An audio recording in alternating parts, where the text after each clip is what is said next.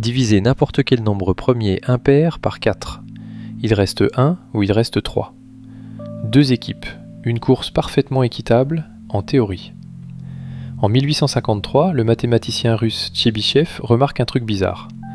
L'équipe des restes 3 est toujours devant, presque tout le temps, comme si la course était truquée.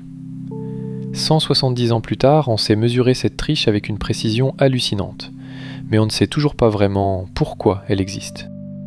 La règle du jeu. Chaque premier impair divisé par 4 laisse un reste, 1 ou 3. 5 laisse 1, 7 laisse 3, 11 laisse 3, 13 laisse 1, 17 laisse 1, 19 laisse 3.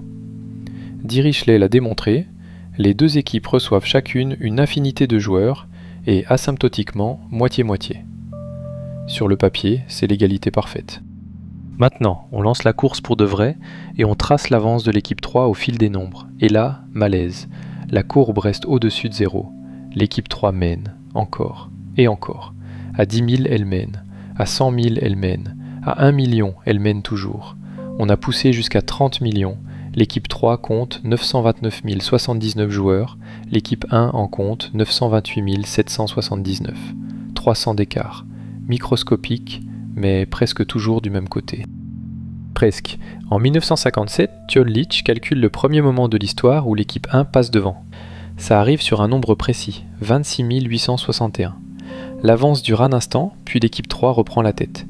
Et en 1914, Littlewood avait déjà prouvé un théorème vertigineux.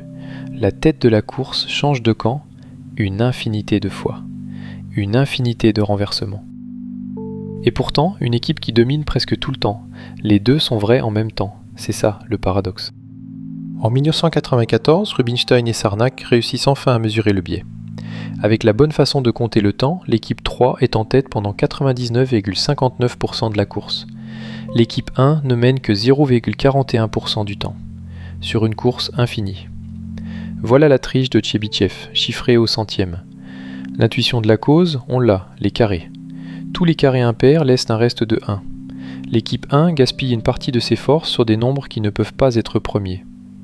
Mais transformer cette intuition en preuve complète, personne n'y est parvenu.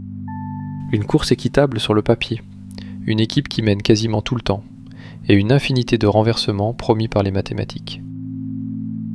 Les nombres premiers respectent les lois de l'équilibre, tout en trichant à chaque instant. Personne n'a encore complètement compris comment ils font les deux à la fois.